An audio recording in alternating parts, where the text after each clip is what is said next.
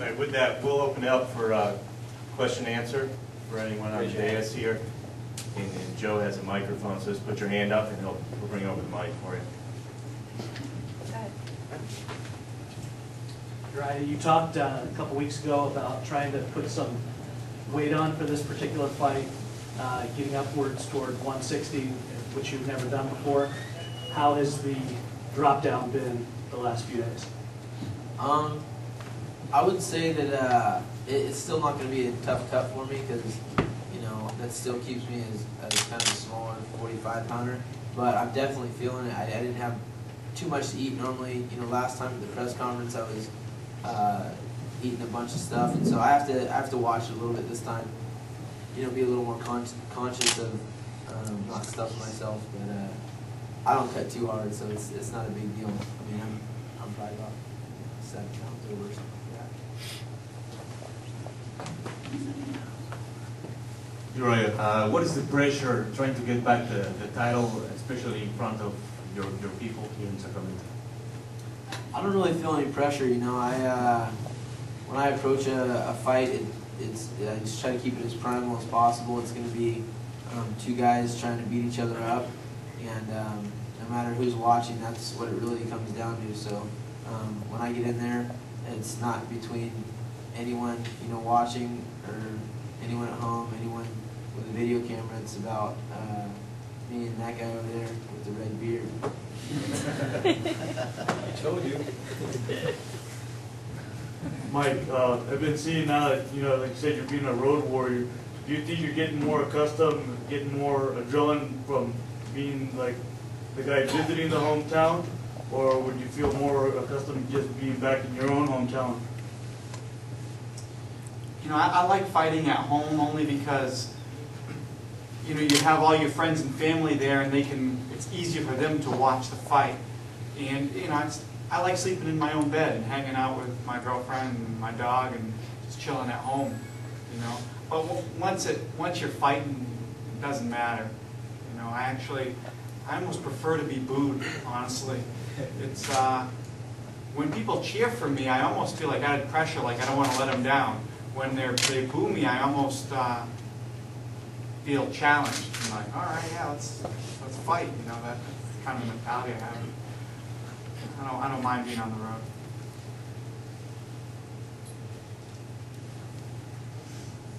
My red beard is very nice. I have a question for Mike. Repeat the comment you gave to me about training at ATT. All the black belts, all the guys down there, and what it's like to train at a gym like that. Yeah, anyone who first goes to American Top Team, you know, everyone has holes in their game, of course, right? But when you go to a gym like American Top Team, which, you know, I think is the best gym in the world, I think it's arguably the best, but I think it's the best. And all the holes in your game are found quick. You know, there's so many great guys. They find your holes. You got guys like Jay-Z Cavalcante, you know, Marcus Aurelio, Eve Edwards, Mark Boschek, T-Bow Gleason. Man, I could name 15 world-class 155-pounders just at one weight class alone. Those guys are going to find the holes in your game, so you better tighten them up. You know, your holes will go away. You won't even be able to help that. You know, you'll improve. You know, or you're going to get beat up and quit. You know, that's what happens. ATT is the best gym in the world. Okay, and I have the same question for Uriah. Talk a little bit about your training in your gym. I was over there yesterday, and I noticed a lot of guys, you know, a lot of world-class guys over there wrestling with you. And obviously Joseph Benavidez, some of the guys that actually are with WEC. Comment on that, Uriah. Yeah, our team's pretty unique. We got incredibly talented guys, you know, national champions for wrestling, and you know, finalists for world championships in Brazilian Jiu-Jitsu, and trainers and champions for Muay Thai and boxing. And our team's, you know, tight knit. We've got visitors all the time that are, you know, top level athletes from UFC, WEC. Strikeforce, all the big fighters come to our gym, and I competed against black belts over and over again, and I respect the talent that all the different guys bring to the table. But what it really comes down to is I'm one of the best fighters in the world, and I'm fighting another one of the best fighters in the world, and we've all competed against guys that are pretty tough, but we're fighting each other, and that's all that really matters to me.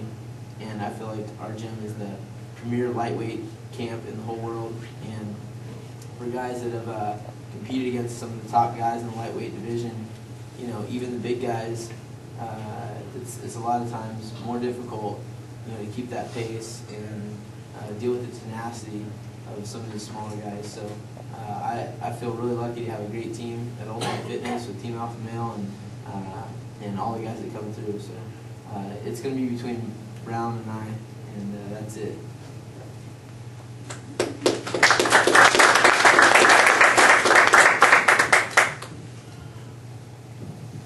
Any other questions?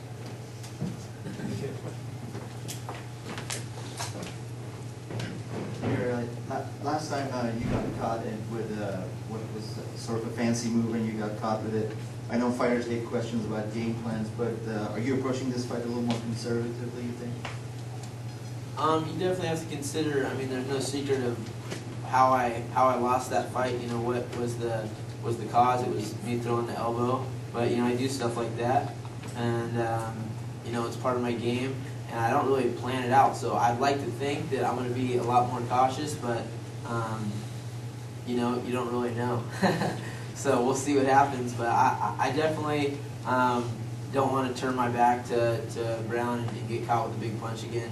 And I'll be cognizant of that for sure. And I'd like to ask Mike what he thought after defeating Leonard Garcia in the same silly fashion. If he felt it kind of put to bed some of the obviously arguments about whether it was just lucky or whether you were actually the #1 guy in the world. No, I think I showed a lot of people what I'm capable of in the Leonard fight. It shows that if I hit you with that right hand, that I can drop anybody. And I think it really established me. And I was very proud of the Leonard fight, because Leonard is a great fighter. I consider him, one of the best in the world. And I finished Leonard, and I'm very proud of the fact because he had never been finished before. But all those fights are in the past, and all that matters is Sunday with me and Uriah. All my wins, all my losses, all Uriah's wins, all his losses are behind us, and you're only as good as your last fight, and the next one's the most important. Any additional questions? Okay, what we'll do is have a photo op, the two of them up here, and then they'll be available for one-on-ones. So with that, thank you very much. We appreciate your support.